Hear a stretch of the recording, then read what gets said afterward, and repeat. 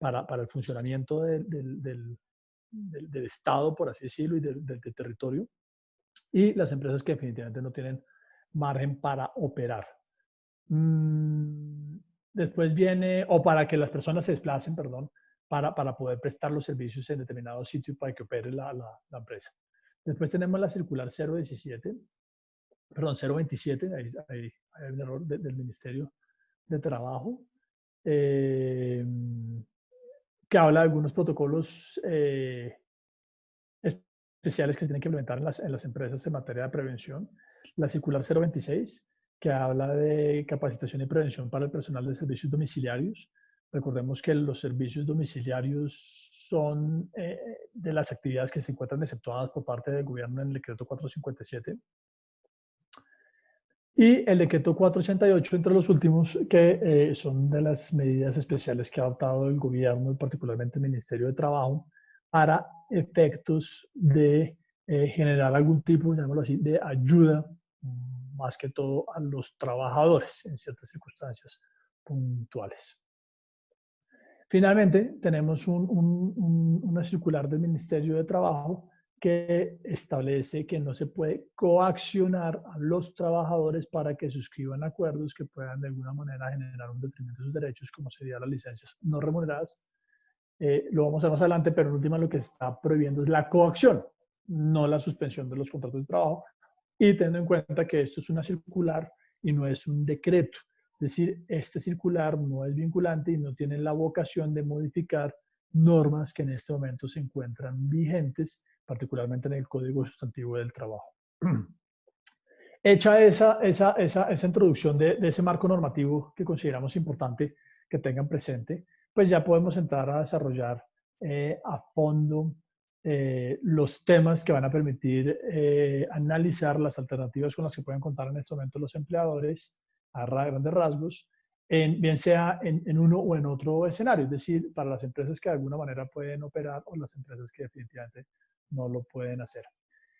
Dentro de estos escenarios y algunos de esos que creo que se podrán mantener vigentes por más tiempo, no obstante, digamos, algunas de las noticias que han salido de que se va a implementar la cuarentena inteligente y sin entender del todo todavía qué se trata esa cuarentena inteligente, que se está mencionando, que seguramente es algo que han implementado en países como en Corea del Sur, pues el trabajo remoto es una de las opciones que está hoy en día sobre la mesa y que seguramente seguirá durante un tiempo porque, repito, a pesar de que se hagan algunos cambios en materia de la cuarentena, pues no deja de ser una alternativa válida en cuanto a las personas que en atención a su cargo y conforme las necesidades de la empresa pueden trabajar desde sus casas.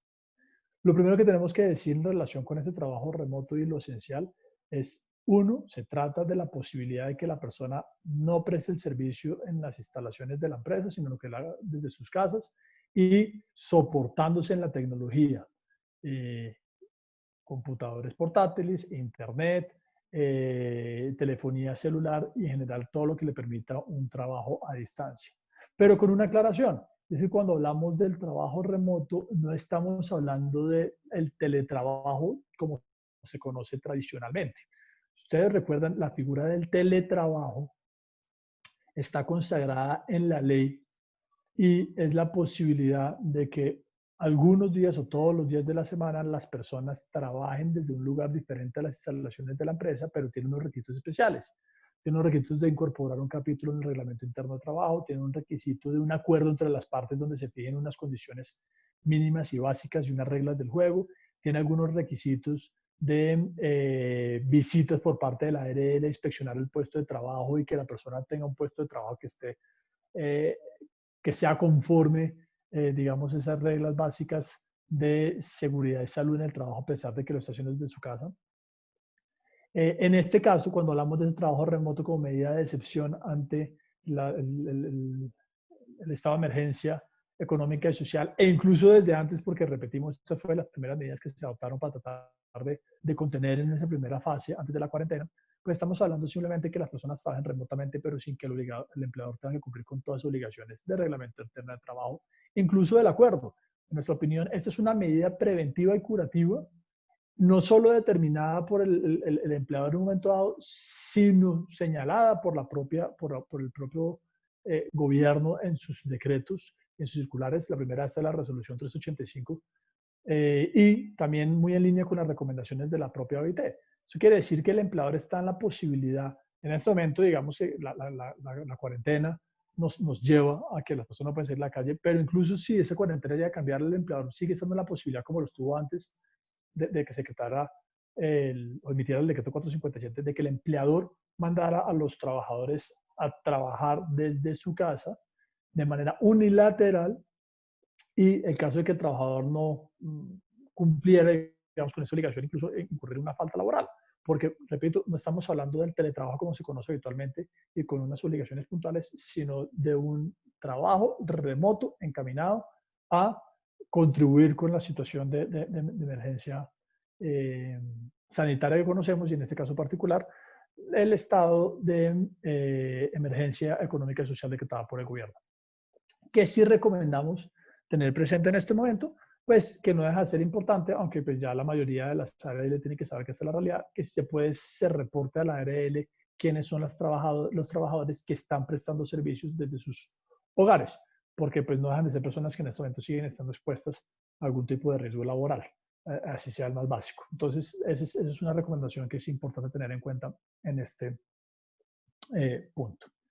Ahora, no todos los cargos son susceptibles de trabajo remoto, o incluso teniendo personas que puedan llegar a trabajar remoto, pues hay que tener en cuenta que esta situación de emergencia económica y social pues tiene ese primer nombre de económica, y es que está afectando la economía del país y en general el funcionamiento de las empresas. Entonces, puede que haya casos en los que hayan trabajadores que puedan trabajar remotamente, o incluso, como lo vamos a ver más adelante, trabajadores que no lo puedan hacer, que nos podría llevar a alternativas diferentes como serán las vacaciones. Ahora, antes de esa alternativa de las vacaciones, pues seguimos en el escenario de quienes puedan trabajar, bien sean las instalaciones de la empresa, porque se trata de actividades exceptuadas en el decreto 457, o que personas que de alguna manera pueden continuar prestando un servicio remotamente, pero que como consecuencia de esa, de alguna manera, afectación económica en la producción de las empresas, el ritmo de trabajo puede que haya bajado.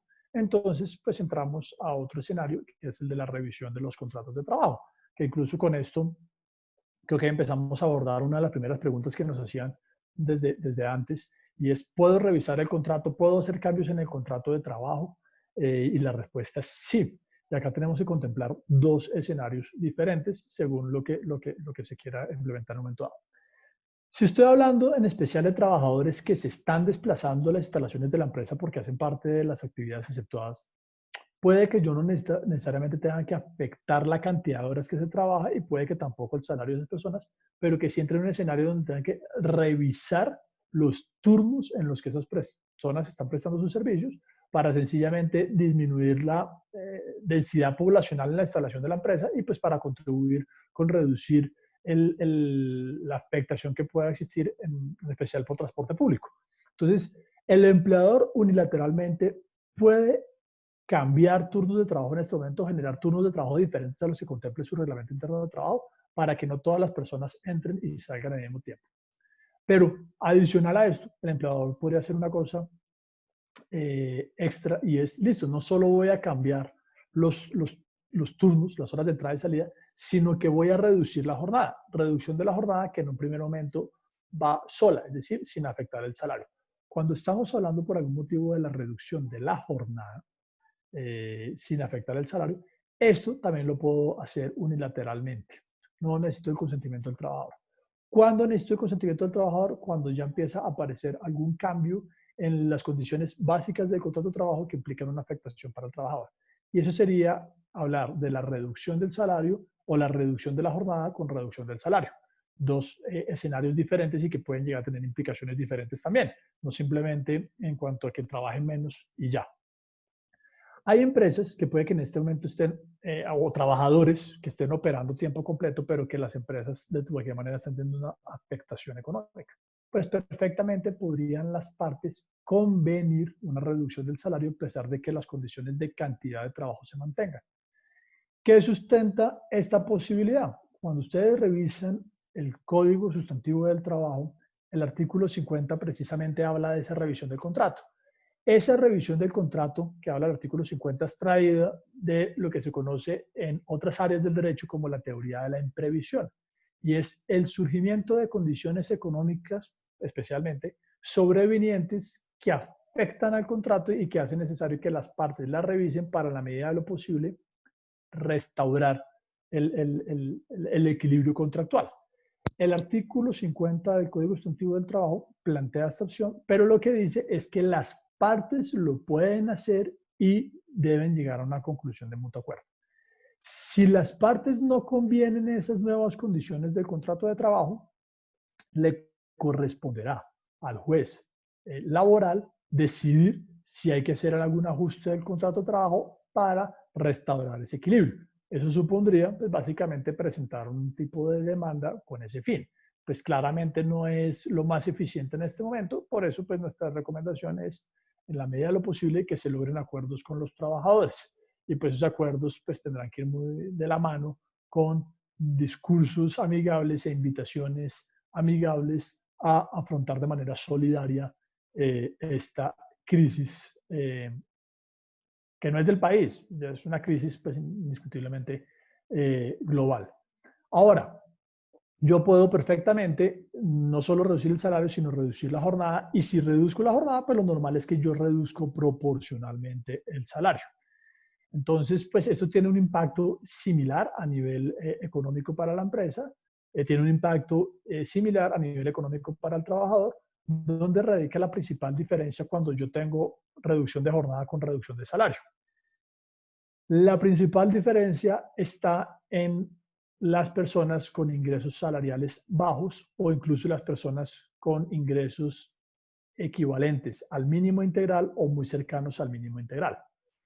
Cuando yo hago simplemente una reducción del salario, bien sea muy cercano al mínimo o al mínimo integral, si yo quiero ser una persona que tiene una reducción cercana al mínimo legal, no podré bajar del mínimo legal en ningún caso si mantengo la jornada intacta. Por el contrario, si yo reduzco la jornada, por ejemplo, a la mitad, va a trabajar solo 24 de las 48 horas, yo puedo bajarme del salario mínimo y el salario será en proporción al tiempo trabajado. Si la persona se gana el mínimo, podrá ganarse medio mínimo. ¿Qué se mantendrá intactas? Las cotizaciones a salud, pensiones y riesgos, que serán sobre el mínimo legal. Lo mismo pasa con el salario mínimo integral. Si yo tengo una persona que se gana 13 salarios mínimos y solo quiero bajarle el salario, pues perderá la condición de mínimo integral o de integral. Eso quiere decir que durante ese lapso tendrá que empezar a pagar al trabajador prestaciones sociales y cotizar sobre el 100% del salario. Cuando yo le reduzco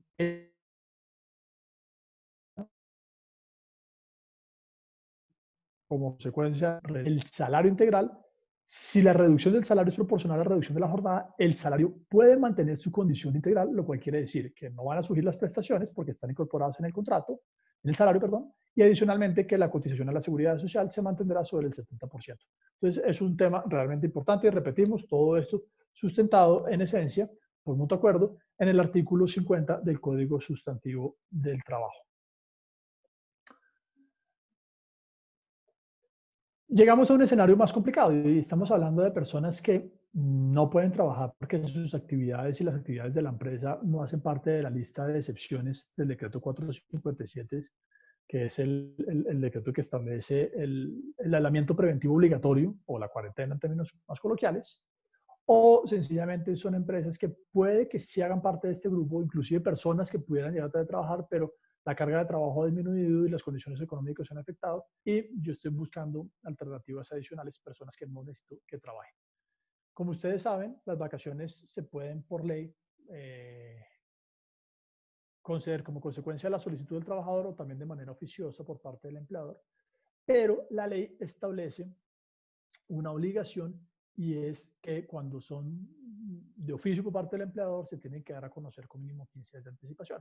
Pues acá vienen algunos de los principales cambios, algunas de las circulares que les mencionábamos hace un momento, eh, que es la número 21, establecen que eh, podrán existir vacaciones anticipadas, colectivas, y en algunas de sus partes da a entender que se puede con el simple aviso del empleador. Esto abrió la puerta a olvidarnos de esos 15 días de preaviso, pero seguían sin ser de todo claro. Posterior a esto, pues surgió uno de los decretos que les mencionábamos, si no me falla la memoria, el decreto 488 del Ministerio de Trabajo, que establece que el empleador podrá simplemente con un día de anticipación avisar que sus trabajadores irán a vacaciones, y estas vacaciones pueden ser también colectivas e incluso anticipadas. Entonces, ahí tenemos alguna medida que en muchos casos las empresas la están implementando pues por los 15 días hábiles de un periodo normal de vacaciones, y su principal finalidad es, pues no tengo las personas operando si no las necesito, y de alguna manera estoy manteniendo el ingreso de los trabajadores, y por el otro lado estoy atacando mi pasivo vacacional. Entonces, esa sería una de las figuras. Ahora, ¿qué pasa con las vacaciones colectivas, pero especialmente con las vacaciones anticipadas? La jurisprudencia ha sido muy clara en que cuando las vacaciones son anticipadas y por disposición del empleador, eh, si la persona se retira de la empresa antes de haber causado el derecho al disfrute de todas esas vacaciones que ya tuvo de manera anticipada, pues no podrá descontársele al trabajador, y en consecuencia el empleador tiene que asumir ese riesgo. Pues acá digamos que estamos en una coyuntura porque claramente las vacaciones no están siendo solicitadas por el trabajador, pero pues tampoco es propiamente por disposición del empleador. Inclusive en algunos casos es por imposibilidad en la prestación de servicio, porque estamos hablando de empresas que no hacen parte de la lista de exceptuadas. Entonces, no es claro que realmente las vacaciones estén tratando de una disposición del empleador, termina siendo más una medida en línea con lo establecido por el propio gobierno y la OIT. Entonces, nuestra opinión es que en este caso sí procederán los descuentos si la persona se retira anticipadamente de la empresa, con una única aclaración, y es que recomendamos de cualquier manera que en los formatos en los cuales se conceden las vacaciones anticipadas, bien sean colectivas o no, o en las comunicaciones que suscriben con los trabajadores, quede claro que este autoriza que en caso de terminación del contrato de trabajo, mmm, por cualquier causa, si la persona no causa esas vacaciones que ya anticipó, pues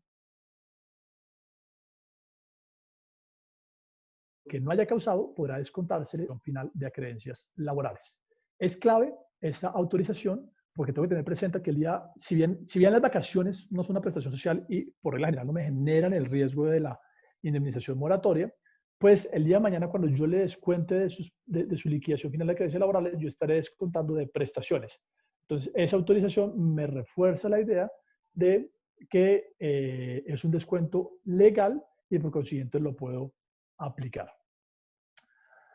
Acá seguramente también hay que tener en cuenta que hay trabajadores que puede que digan es lo siguiente, que yo no me voy de vacaciones, las vacaciones son para viajar. Realmente la idea acá de las vacaciones, aparte de que estén de alguna manera habilitadas por el gobierno y también en línea con las recomendaciones de la OIT, no dejan de ir o estar alineadas, no dejan de estar alineadas con la finalidad de las vacaciones. Recordemos que la finalidad de las vacaciones no es otra que recuperar la fuerza laboral. En ninguna parte se establece que la finalidad de las vacaciones sea viajar o salir de paseo. Que a la mayoría nos guste viajar o salir de paseo durante las vacaciones y las utilicemos para eso, pues es una realidad.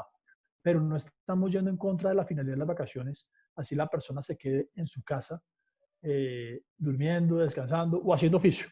Entonces, eh, a pesar de que haya trabajadores que puede que se estén oponiendo a esto, inclusive que ustedes hayan oído chats que han circulado de organizaciones que también lo han manifestado, sindicales, la realidad es que está contemplada en la ley la posibilidad de vacaciones de oficio, está acorde con la finalidad de las vacaciones, y ahora, conforme el decreto que salió del Ministerio de Trabajo, pues también es posible que esas vacaciones se concedan de manera oficiosa, sin los 15 días de anticipación, sino solo con un día de anticipación. Eh,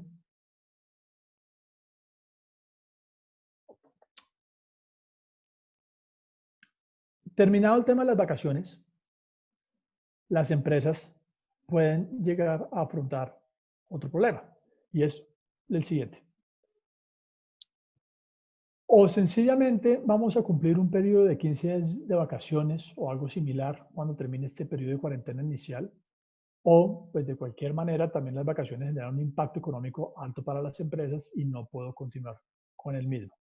Acá vamos a entrar en un escenario diferente y nuevo, que es el de la suspensión del contrato de trabajo.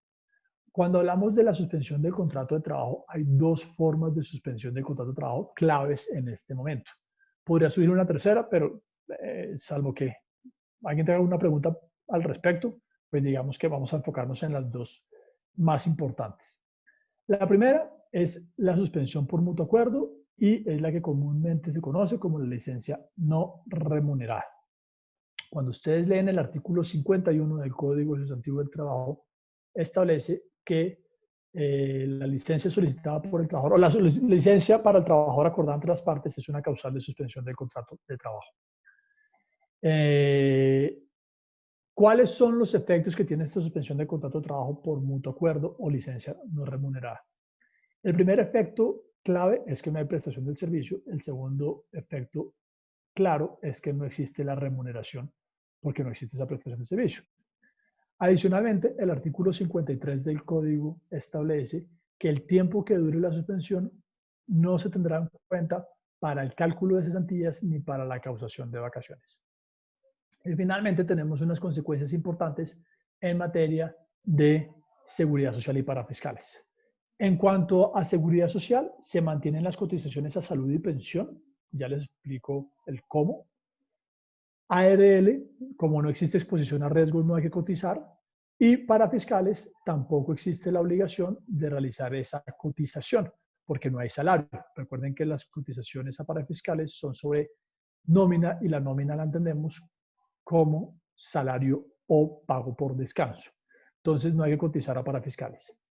En cuanto a salud, normalmente la cotización a salud es del 12.5%, el 8.5% a cargo del empleador, el 4% a cargo del trabajador. En este caso, no existe la obligación de cotizar el 4% del trabajador, solo la parte del empleador. Y respecto de pensión, que normalmente es el 16%, 12% a cargo del empleador y 4% a cargo del trabajador, durante la suspensión, conforme la jurisprudencia vigente, hay que cotizar el 16% completo, pero esa cotización la tiene que asumir en su totalidad el empleador. ¿Por qué? Porque no hay salario para descontarle al trabajador su 4%. ¿Cuál es el IBC durante los periodos de suspensión? El IBC corresponde a el del mes inmediatamente anterior a la fecha que inicie la suspensión del contrato de trabajo. Entonces, si yo inicio una suspensión hoy, 6 de abril, pues el IBC que tendré en cuenta para los días que van desde hoy, 6 de abril, hasta que termine la suspensión, será el del mes de marzo. Los días que se llegue a trabajar en ese mes, pues el IBC será el salario correspondiente a esos días. Muy importante que tengan en cuenta que esto toca reportarlo a través del PILA, del operador que tengan, de forma adecuada, como una novedad, para que tenga el impacto que tiene que tener. Es decir, los impactos a nivel de cotizaciones, el IBC.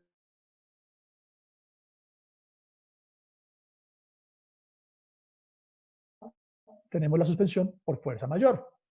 En la suspensión por fuerza mayor hay que tener en cuenta que está contemplada la ley. Por más de que el ministerio haya salido a decir algunas cosas al respecto, la fuerza mayor está contemplada en la ley, está desarrollada en la jurisprudencia y lo que hay que tener en cuenta es que la fuerza mayor no debe tener voluntad o grado de decisión por parte del empleador. La fuerza mayor es un hecho irresistible y dentro de esos hechos irresistibles el Código Civil define la decisión de autoridad y la finalidad o la consecuencia de ese hecho irresistible en materia laboral es que impide la ejecución del contrato de trabajo. Es imposible para el trabajador ejecutar su contrato de trabajo. Entonces, en nuestra opinión, en este caso,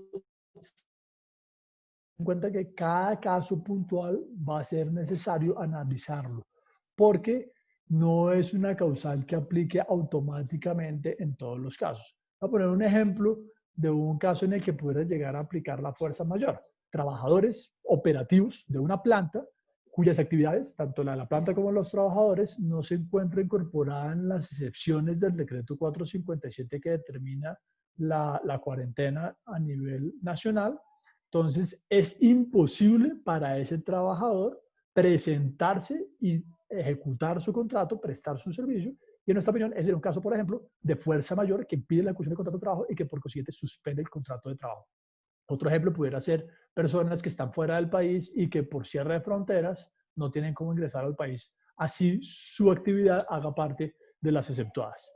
Pero pues toca revisar cada caso puntual. Si estamos hablando de una empresa que está con dificultades económicas como consecuencia de esta coyuntura, pues ahí lo que está de por medio es la voluntad del empleador para tratar de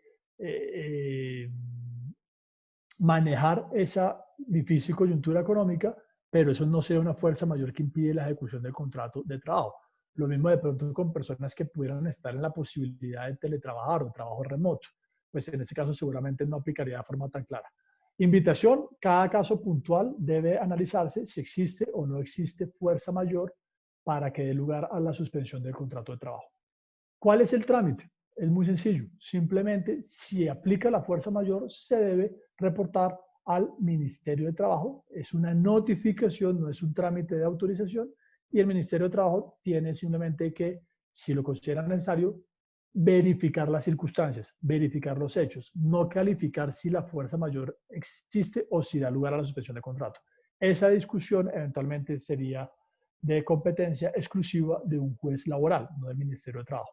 Por esa razón, es válido y las circulares que sacaba el Ministerio de Trabajo, pues puede que inviten a la fiscalización o a las investigaciones administrativas, como de pronto han visto ustedes en algunos chats que han recibido con investigaciones que se han iniciado, pero que no deberían, si se siguió los pasos que se han seguido y se cumplió con la ley, no debería dar lugar a mayores actuaciones por parte del Ministerio de Trabajo. Lo mismo que con las licencias. Mientras las licencias esté claro que existe el consentimiento libre y voluntario del trabajador y que no es una medida coaccionada, pues la circular del Ministerio de Trabajo no debería significar que la empresa esté actuando contrario a la ley. En cuanto a los efectos de la suspensión por fuerza mayor son exactamente los mismos que de la licencia no remunerada, porque ambas son causales de suspensión estipuladas en el artículo 51 del Código Sustantivo del Trabajo. Estos, digamos que son los manejos esenciales que se pueden dar por una empresa. Obviamente, acá se pueden entrar a mezclar circunstancias, unos trabajadores, unas medidas por razones objetivas, porque pueden trabajar remotamente, otros trabajadores no tienen cómo trabajar otras medidas. Lo importante en parte también será esa objetividad. Y también puedo, digamos que con estas suspensiones, por ejemplo, alternar algunas medidas extralegales. ¿Cuáles son esas medidas que pudieran existir extralegales? Auxilios económicos no salariales que se reconozcan durante la suspensión, inferiores al salario habitual del trabajador, pero con el fin de, por ejemplo, contribuir a pues sus necesidades económicas durante el periodo que el contrato se encuentre suspendido. Son medidas que pueden aliviar la carga para el empleador, son medidas que pueden aliviar la carga para el trabajador y son medidas que adicionalmente, pues al estar en el marco de una suspensión que es legal, pueden mostrar también una buena fe del empleador y una contribución solidaria tanto del empleador como del trabajador. Nuestra recomendación, en la medida que ustedes consideren o en el ejercicio juicioso que se haga, encuentren que puede llegar a existir la fuerza mayor como causal de suspensión del contrato de trabajo, es que de cualquier manera intenten previamente la suspensión por mutuo acuerdo. Ideal, o pues buenísimo, si se puede con algún auxilio económico a los trabajadores para también contribuir con sus necesidades, pero así no se pueda, pues no deja de ser una medida mucho más amigable con los trabajadores, pueden ser invitaciones amigables a que estos se acojan, que de cualquier manera pueden contribuir con el y con el clima organizacional. El día que esto se solucione, seguramente son las personas que entrarán a prestar los servicios que ustedes requieren nuevamente para reactivar o buscar las condiciones normales en la operación de sus empresas. Entonces, pues no deja de ser una medida mucho más amigable.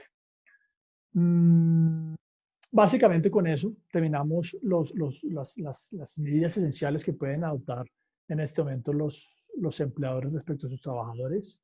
Si les parece, vamos a dar paso a Ricardo para que continúe con este tema que les va a exponer. Y una vez él termine, pues abrimos un espacio para preguntas, bien sea sobre los temas expuestos o algunos temas adicionales que puedan llegar a tener ustedes en mente.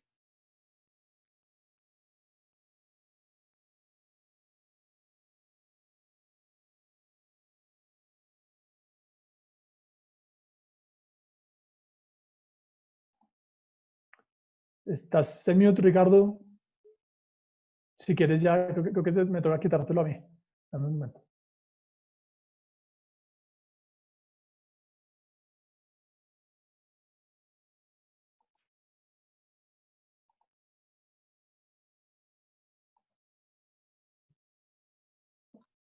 Perfecto, muchísimas gracias, Federico. Fíjense, para darle espacio a las preguntas y puedan aprovechar esta oportunidad, yo creo que lo primero que hay que decirle a todo el mundo es tengamos un llamado a la calma. Es decir, es verdad, esta situación tal vez no tenga un precedente histórico por las características o la naturaleza específica de por qué inició, pero sí podemos hacer un análisis histórico de otras crisis similares. De hecho, ya la OIT o el Fondo Monetario Internacional dijeron que esta crisis es similar al del año 2008-2009. Algunos ya están diciendo que va a ser peor, pero si hacemos una revisión de lo que ha pasado en otras oportunidades, inclusive la crisis del H1N1 que afectó muchísimo a la industria turística, podemos decir que la verdad es que todas las fórmulas ya están escritas. Es decir, todos los gobiernos y las empresas conocen cuáles son las fórmulas que se utilizaron para salir adelante de la crisis, están allí, funcionaron en cada uno de esos casos con distintos tipos de tiempo, porque depende mucho de la flexibilidad, por eso es que la llamamos las 4 flexibilidades. Entonces, fíjense que cualquier fórmula que ustedes adopten y que el gobierno adopte, gire en base a esas 4 flexibilidades, es decir, la posibilidad de trabajar en una flexibilidad en jornada o carga horaria, es decir, tratar de controlar nuestros costos laborales, pero sin afectar la nómina. Es una de las cosas que muchos países están pidiendo, buscando jornadas eficientes, sin sobretiempo en muchos casos, o que se adapte específicamente a la operación o a la crisis que están afrontando. Flexibilidades en adaptar la estructura. Aquí estamos hablando de poder trabajar con los cargos de funciones, como comentaba Federico, la posibilidad de modificar contratos de trabajo. Es decir, hacer más con lo que ya tenemos. Aquí verán muchas modalidades de cargos híbridos, fusiones, los llamados shared services, clusters para generar servicios. En otras palabras, va a implicar capacitar a nuestros trabajadores, pero poder hacer más con la fuerza que ya tenemos existente, sin necesidad de tener que contratar más gente. O sea, detener las contrataciones y mantener la nómina actual es una opción que muchas compañías utilizaron en el pasado. La flexibilidad de modificar condiciones económicas. Aquí están todas esas modalidades de suspensión de la relación de trabajo, con pago parcial, al 100% del salario, reducciones de salario, modificación o suspensión de beneficios. Es decir, aquí ya estamos ya metiéndonos de frente con el tema de los costos laborales. Y la última, que es hasta el momento lo que los gobiernos están pidiendo, que seamos solidarios y sea la última fórmula que adoptemos, ya es la flexibilidad en jugar con el tamaño de la nómina actual. Entonces, después de que ustedes ven esos 4 factores de flexibilidad, que son las fórmulas que se han adaptado exitosamente en la historia y que han funcionado, pues lo primero que ustedes tienen que hacer es hacer un diagnóstico de su compañía. Es decir, hemos notado de estos webinars y de otras situaciones que estamos en una modalidad como apagando incendios. Nos estamos concentrando en el problema que tenemos ahorita al frente sin ver que está a corto, mediano y largo plazo. Entonces, lo primero, más allá de lo que diga este decreto 457, si están exceptuados o no de la cuarentena, pensando a este corto, mediano y largo plazo, tienen que considerar o diagnosticar cómo se han encontrado ustedes desde el punto de vista financiero, desde el punto de vista de costo laboral, desde el punto de vista de mercado, para que traten de establecer una estrategia que sea paso a paso. Fíjense que en casi todo lo que hemos venido conversando en el webinar de hoy, lo que estamos tratando es de crear una progresividad. Por eso es que hemos estado tratando de limitar esto a lo mejor en 3 etapas. Es mucho más fácil ir de una etapa más suave, una medida más suave, a una medida mucho más fuerte, y de hecho eso es lo que nos están sugiriendo, pidiendo los distintos gobiernos, y que estas etapas también pueden ir de la mano un poco de cuál es la afectación que ustedes pueden tener, si es una afectación leve, moderada o grave. Entonces, es importante que lo revisemos porque esta afectación y las medidas que se tomen van un poco de la mano desde ver si tenemos sobrecumplimiento, es decir, estamos pagando de más y lo que estamos tratando es de pagar lo estrictamente necesario de acuerdo a nuestra producción, o estamos tratando de mantener lo que ya existe, pero sin incrementar costos futuros. Pues su efecto ya estamos en una situación, una afectación tan importante que nos toca reducir esos costos laborales. Recuerden que una de las claves y uno de los análisis históricos más importantes es que todas las compañías dijeron que para salir de la crisis del 2008-2009, el flujo de caja es el rey. Entonces, cualquier medida que adoptemos que nos ayude a mantener ese flujo de caja es extremadamente importante para nosotros. Entonces, tomen esto en consideración a la hora de cualquier medida que vayan a tomar, de manera de que tengamos una estrategia, que podamos diagnosticar en qué situación encontramos y cuál es el paso 1, paso 2 o paso 3, como los ejemplos que daba Federico. Vacaciones, posible adelanto de cesantías, si no son adelanto de cesantías, trabajo remoto pagado de acuerdo a la proporcionalidad de la jornada trabajada, modificaciones de jornada, hasta que lleguemos al último punto, es en el caso que tenemos que afectar la nómina, eso que la compañía se encuentre en una situación muy grave de crisis. Entonces, con eso es un llamado a la calma, un llamado a prepararnos estratégicamente y crear toda esta serie de pasos y que podamos revisarlos y superar esta crisis juntos. Entonces, abrimos el espacio de preguntas en caso que Federico Almor quiera hacer algún tipo de comentario o conclusión adicional. Si no, procedemos a las preguntas del público. Muchísimas gracias por la oportunidad.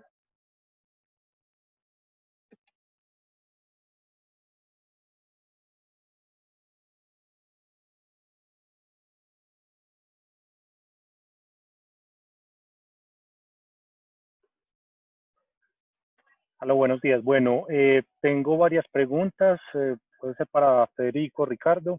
La primera, aunque ya habían tocado los temas generales del contrato, se habla sobre, se podría tocar el tema de los contratos de aprendizaje, sobre todo cuando los aprendices están en etapa práctica. Si hay lugar a la suspensión y de darse, se les debe seguir cancelando o no la cuota de sostenimiento y durante el tiempo de suspensión.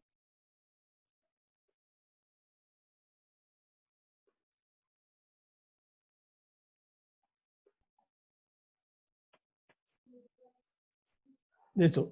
Gracias, Ricardo. Pues miren, antes de contestar esa pregunta, creo que es simplemente un tema que quedó un poco, mencionó Ricardo Alonso ahorita y no se comentó, es el tema de las cesantías. Pues hay que tener presente que una de las consecuencias de la revisión del contrato y dentro de eso de la reducción del salario acordada entre las partes es que conforme el decreto 488 del Ministerio de Trabajo, que fue el decreto que salió no este viernes que pasó, sino el anterior, los trabajadores podrán solicitar al Fondo de Cesantías el retiro de las cesantías que les permita completar la parte del salario que fue disminuida.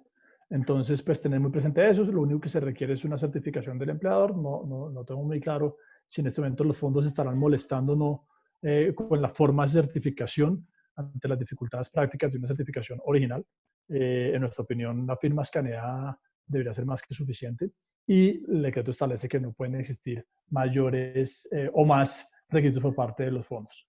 Ahora, en cuanto a la pregunta que nos hace de los aprendices, pues hay que tener en cuenta que acá hay tres temas a tocar.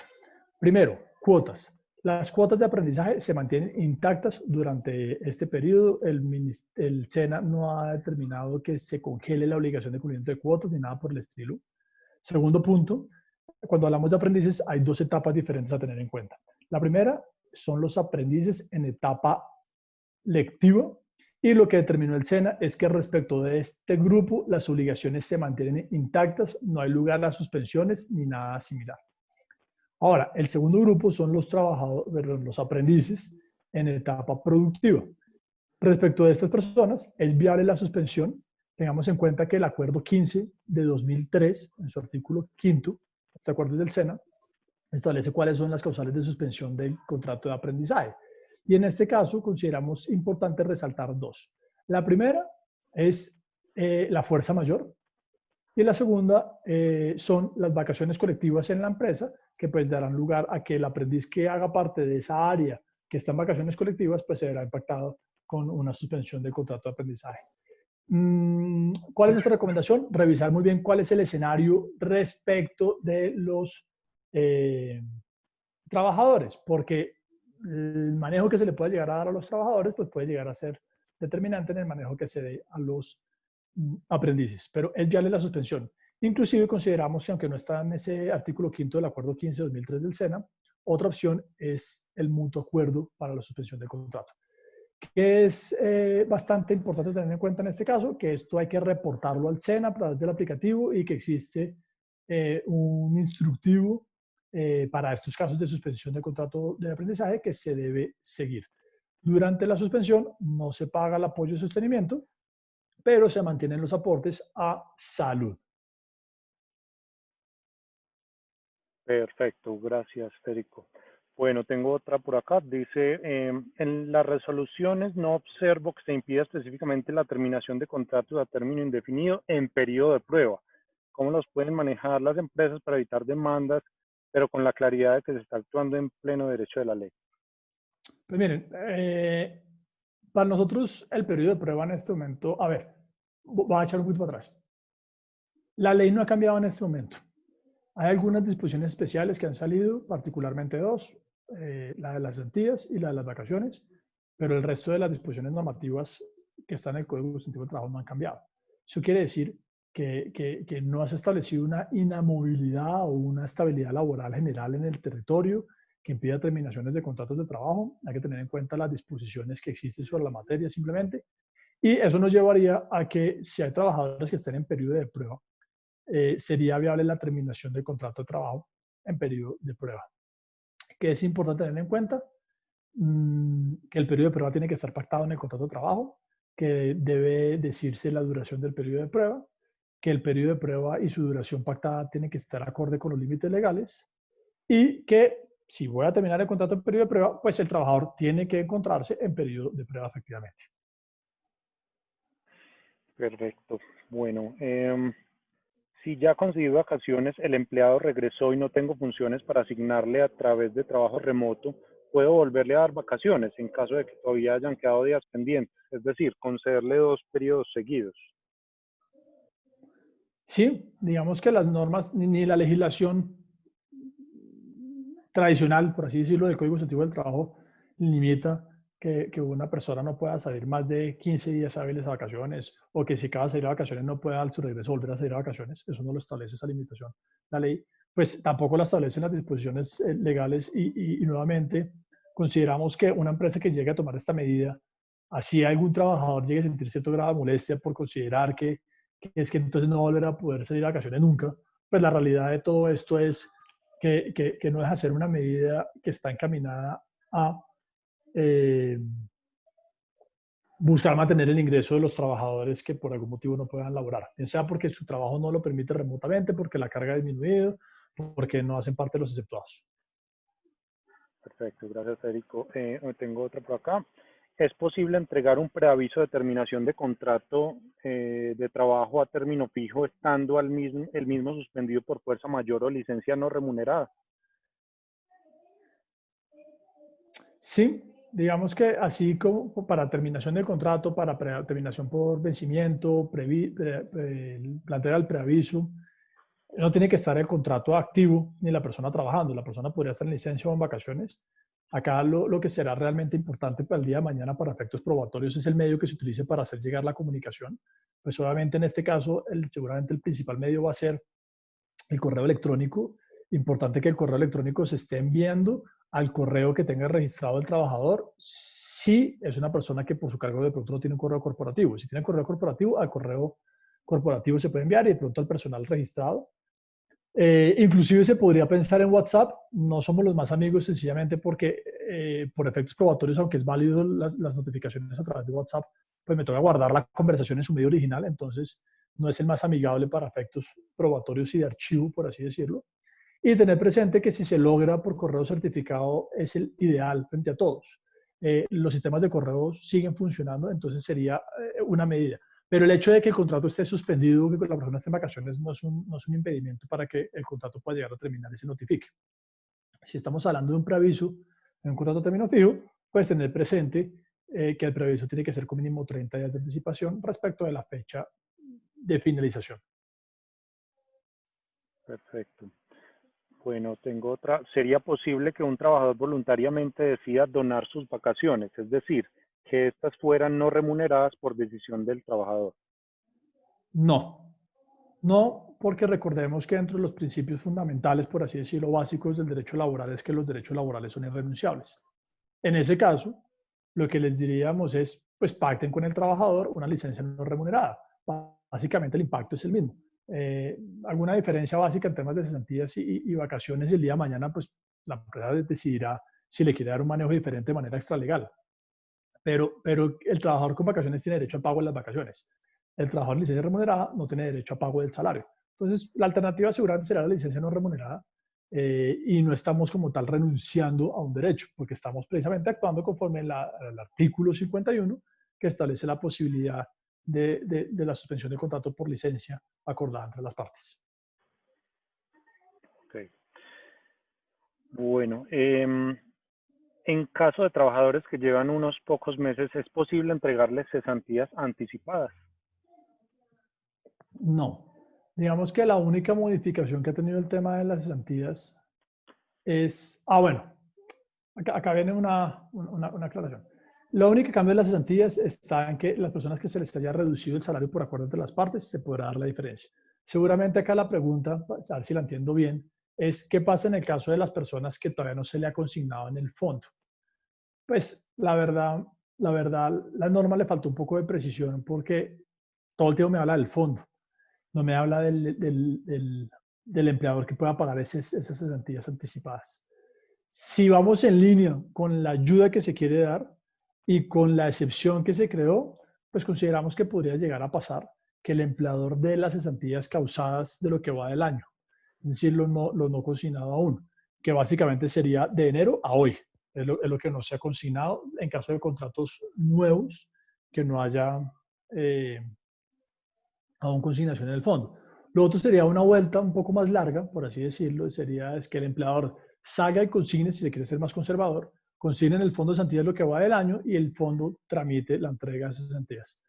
Repetimos, la norma no fue tan clara porque habla mucho de los fondos, pero teniendo en cuenta la finalidad perseguida por la norma, si se dan exactamente los mismos supuestos, consideraríamos que uno podría por lo menos decir que el empleador actúa de buena fe entregando cesantías bajo los mismos supuestos creados por la norma. Es decir, que ha existido una reducción del salario y que lo que se está entregando es la diferencia para completar el salario.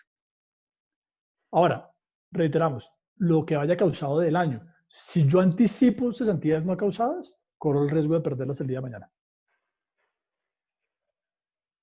Ok, gracias, Federico. ¿Cómo tenemos espacio para tal vez una o dos preguntas más? ¿Cómo preavisar, notificar o firmar documentos de autorización o deducción de vacaciones no causados en estos tiempos de aislamiento de inactividad comercial?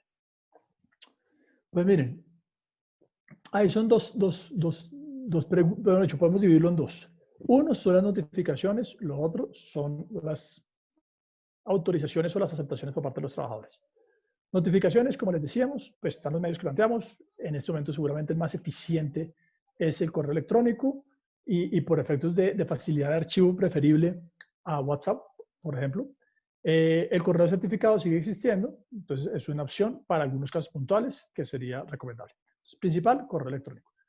Ahora, ¿qué puedo hacer yo? Pues puedo plantear temas de documentos escaneados con firma. Inclusive hay un decreto que establece para ciertas autoridades que pueden funcionar a través de firmas escaneadas. Entonces, pues, ¿por qué no puede pasar en el sector privado? La dificultad de pronto en algunos casos es que no todos los trabajadores van a tener impresora en sus casas. Escanear es mucho más sencillo, pues la mayoría de los celulares lo permiten hoy en día, pero impresoras no tanto para imprimir, escanear un documento, firmarlo y después escanearlo. Entonces, algo que se está recomendando y que se está usando mucho es que los trabajadores reciban un comunicado por parte del empleador y que se determine el periodo de tiempo a través del cual pueden hacerlo y un correo electrónico enseñando cuál correo electrónico, deben dirigir su aceptación. Entonces, que manden un correo electrónico diciendo a tal dirección de correo electrónico, yo, nombre, apellido, cédula, cargo, todos los datos de identificación, autorizo o estoy de acuerdo, etcétera. Entonces, estoy de acuerdo con la licencia no remunerada o autorizo el descuento de las vacaciones que lleguen a causar el día de mañana en caso de terminación de contrato de trabajo por cualquier causa. Entonces, ese sería el mecanismo que podría llegar a funcionar en este momento. Un correo electrónico donde quede claramente plasmado esa autorización, que en las invitaciones, por así decirlo, que haga la empresa, los comunicados de la empresa, se diga a cuál correo electrónico, de tal manera que sea mucho más fácil para la empresa centralizar y crear ese archivo, por así decirlo, especial. Suponemos que la empresa podrá imprimir esos correos y guardarlos en las hojas de vida, pero en estricto sentido la forma del día de mañana entregar esto a una autoridad judicial de ser necesario es el medio original. Es decir, yo tendré que entregar un CD o una USB o algo donde esté el documento en su versión original. Perfecto, Federico. Creo que entonces llegamos al final de este espacio. Muchísimas gracias a nuestro aliado Godoy Córdoba, a Ricardo Alonso, a Federico Bernal por la claridad en todos los conceptos que nos generaron el día de hoy. Y pues estaremos atentos a una nueva oportunidad y a lo que esté sucediendo en esta coyuntura. Muchísimas gracias nuevamente a todos los participantes. Las memorias las estaremos colgando en nuestra página web y enviando a los asistentes o los inscritos que no pudieron participar por la capacidad de la plataforma. Muchas gracias a todos y una feliz tarde. Muchas gracias, Ricardo, y a todos los asistentes. Esperamos haber contribuido en estos momentos a todas las empresas afiliadas de AmCham Antioquia y quedamos muy a disposición de todos para lo que puedan llegar a necesitar en este momento.